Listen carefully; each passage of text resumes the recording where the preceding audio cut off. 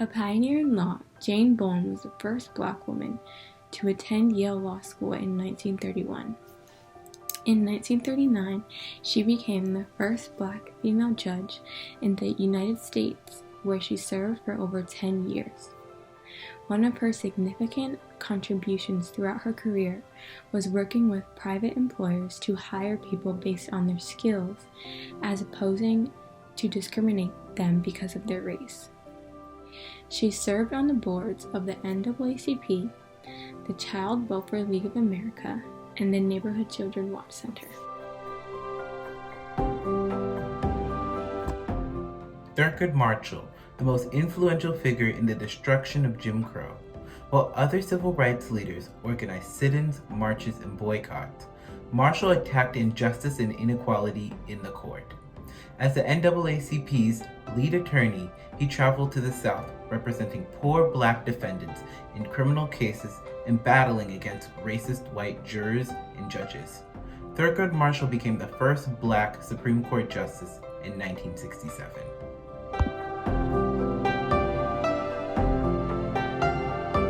Jesse Owens. Jesse Owens was a track and field athlete who set a world record in the long jump at the 1936 Olympic Games in Berlin and went unrivaled for 25 years. He won 4 gold medals at the Olympic that year in the 100 and 200 meter dashes, along with the 100 meter relay and other events off the track. In 1976, Owens received the Presidential Medal of Freedom and was posthumously awarded the Congressional Gold Medal in 1990.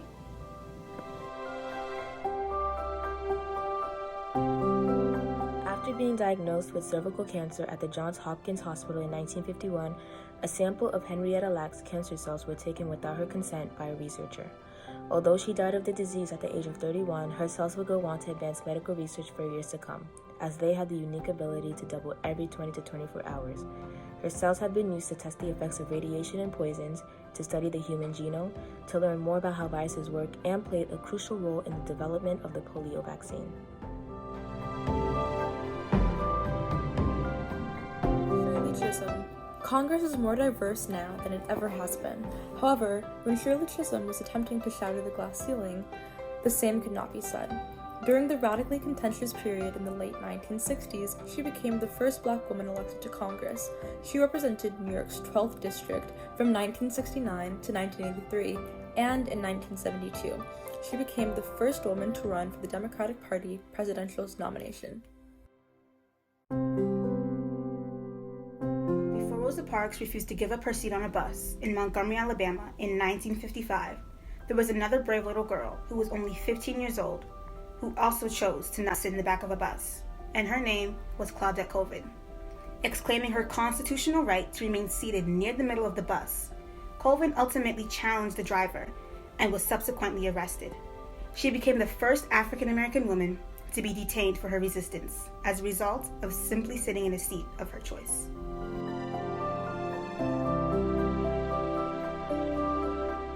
On August 28, 1995, while visiting family in Mississippi, 14-year-old Emmett Till, an African-American from Chicago, was brutally murdered for allegedly flirting with a white woman 4 days earlier. Emmett was forced to carry a 75-pound cotton gin fan to the bank of the Tallahatchie River and was ordered to take off his clothes. 2 men then beat him nearly to death, gouged out his eye, shot him in the head, and then threw his body tied to the cotton gin with barbed wire into the river. In 2017, Tim Tyson, the author of The Blood of Emmett Till, revealed that Carolyn Bryant recanted her testimony, admitting that Till never had touched her or harassed her.